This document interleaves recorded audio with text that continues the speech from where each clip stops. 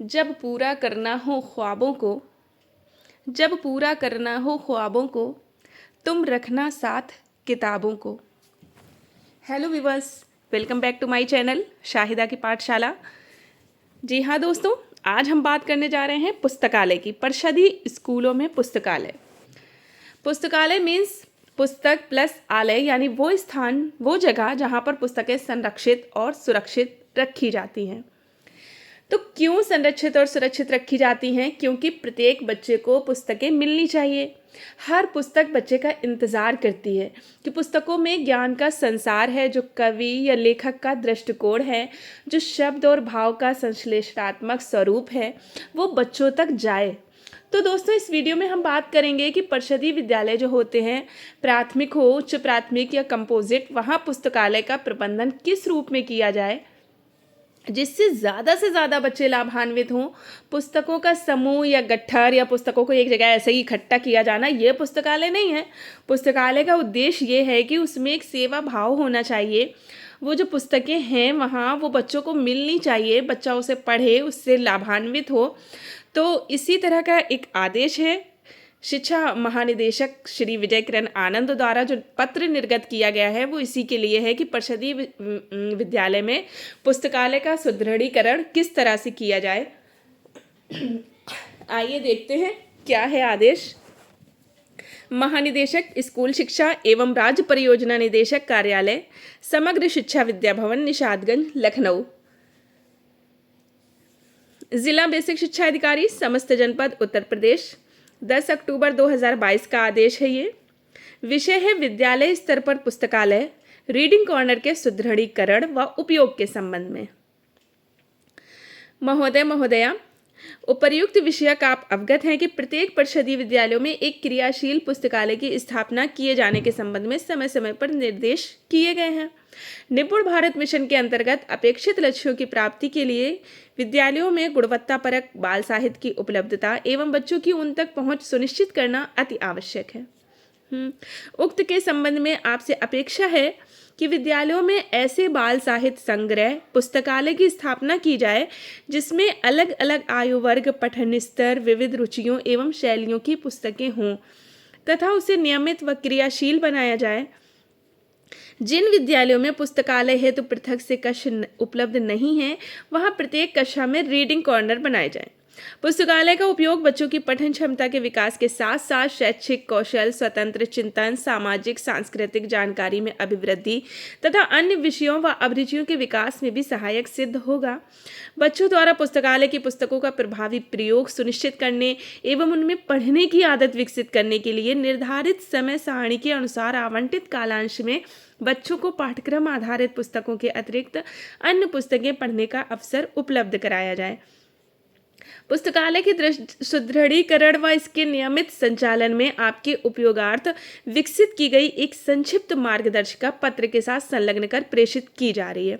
अतः निर्देशित किया जाता है कि जनपद के सभी विजय किरण आनंद, इनका जो है क्या मार्गदर्शिका है, इस पे हम नज़रसानी करते हैं। विद्यालय स्तर पर पुस्तकालय रीडिंग कॉर्नर का सुदृढ़ीकरण व नियमित उपयोग।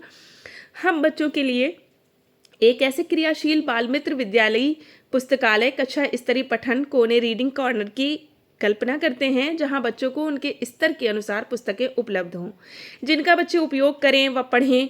पुस्तकालय में ये सुनिश्चित किया जा सके कि सभी बच्चों को बिना किसी भेदभाव, लिंग, जाति, धर्म, दक्षता आदि के पढ़ने के समान अवसर प्राप्त हों।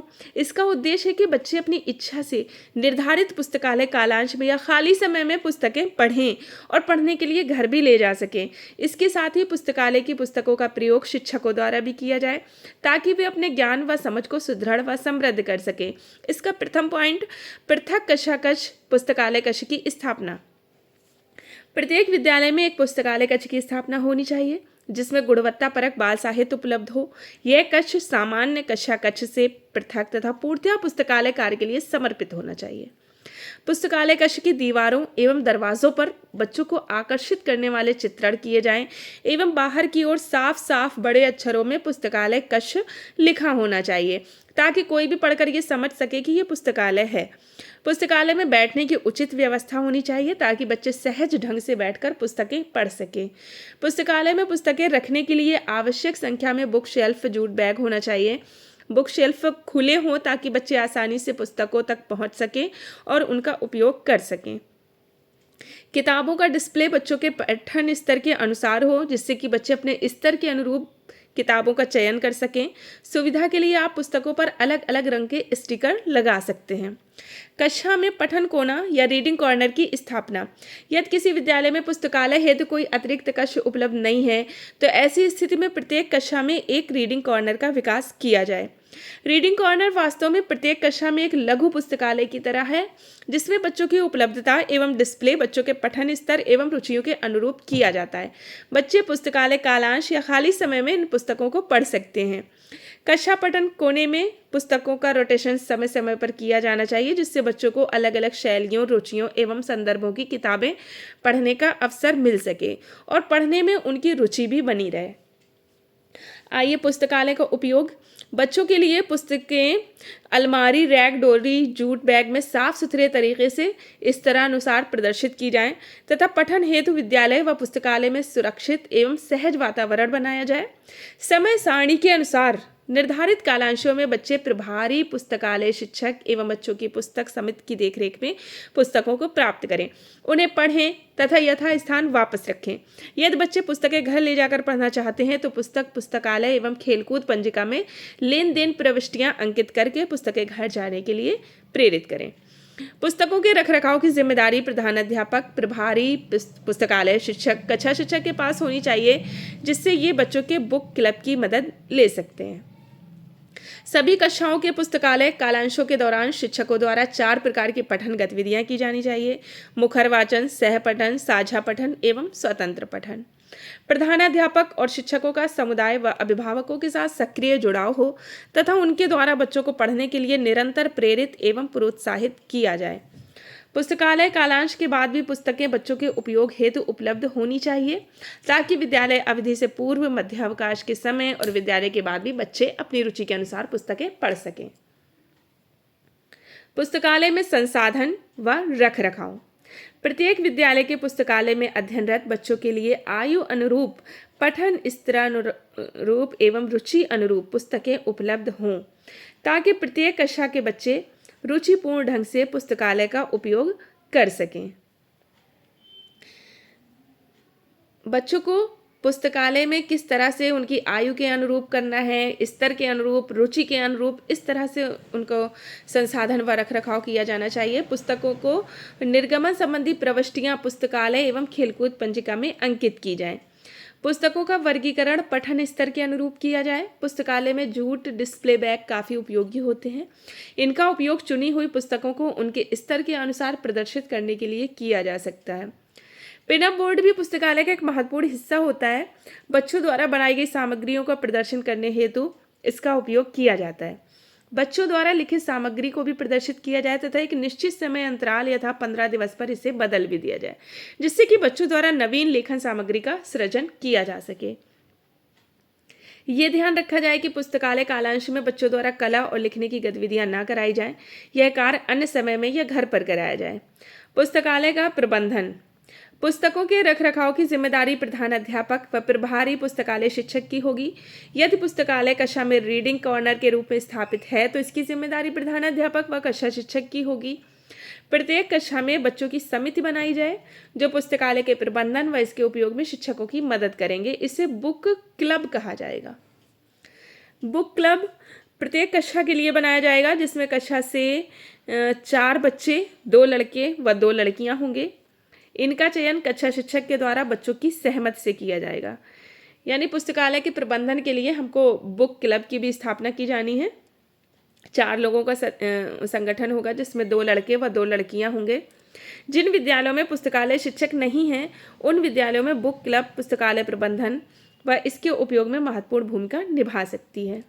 प्रत्येक 2 महीने में बुक क्लब में नए सदस्यों का चयन किया जाएगा ताकि निकट भविष्य में सभी बच्चों को इस प्रकार के कार्य का अनुभव प्राप्त हो सके तथा उनमें नेतृत्व कौशल का विकास हो सके।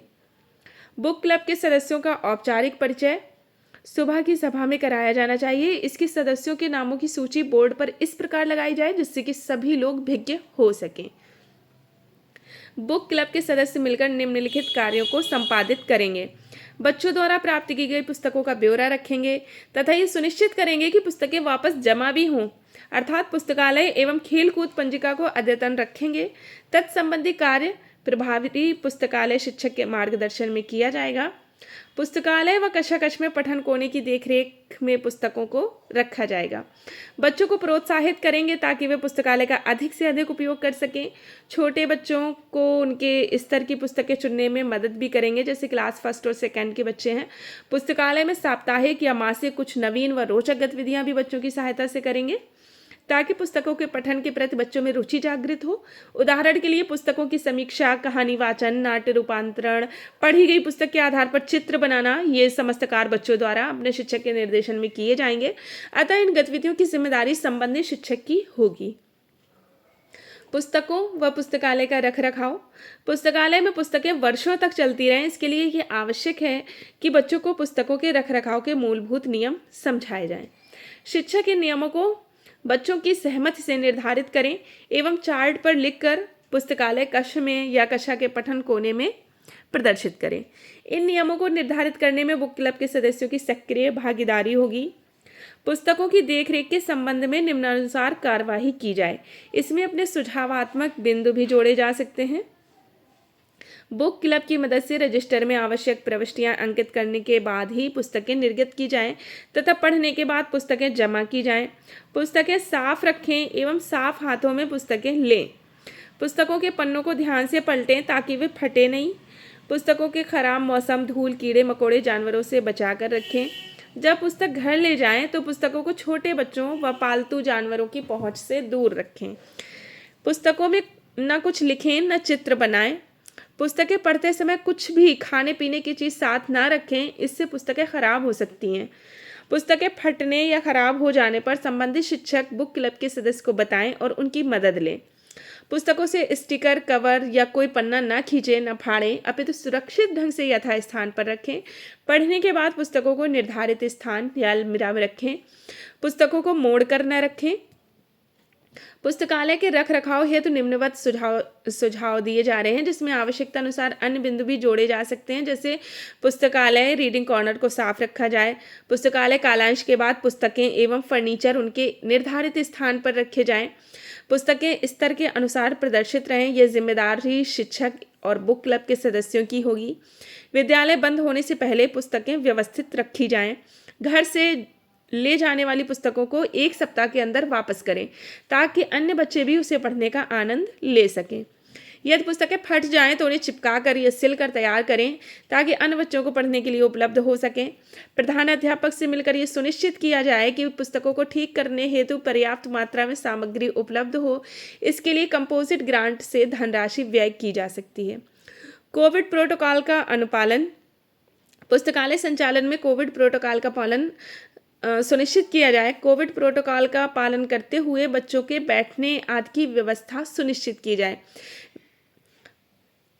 स्वच्छता विषय पर कोविड महामारी से बचाव हेतु सामाजिक व्यवहार परिवर्तन संबंधी महत्वपूर्ण एवं शिक्षाप्रद संवाद सामग्री, poster, job aids, wall painting, लघु फिल्में यूनिसेफ के सहयोग से तैयार की गई हैं। उक्त समस्त सामग्री को निम्नवत लिंक के माध्यम से डाउनलोड करते हुए ये पोस्टर एवं जॉब एड का प्रिंट निकाल कर निर्धारित स्थानों यथा पुस्तकालय, विद्यालय के मुख्य द्वार, रसोई घर, मल्टीपल हैंड वॉशिंग यूनिट, शौचालय इत्यादि स्थानों पर चस्पा किए जाएं। इसके साथ ही उक्त लघु फिल्मों को प्रत्येक विद्यालय में अध्ययनरत बच्चों, विद्यालय के अन्य स्टाफ, अभिभावकों एवं अन्य आगंतुकों के साथ साझा किए जाएं, जिससे कि अधिक से अधिक प्रचार व प्रसार सुनिश्चित किया जा सके। दोस्तों, ये था पुस्तकालय को सुदृढ़ीकरण एवं सुरक्षित संरक्षित रखने की योजना महानिदेशक ने आदेश निर्गत करके जो जारी की है। आपको वीडियो कैसी लगी ज़रूर बताइएगा, लाइक करके, शेयर करके, कमेंट्स करके। Thanks for watching.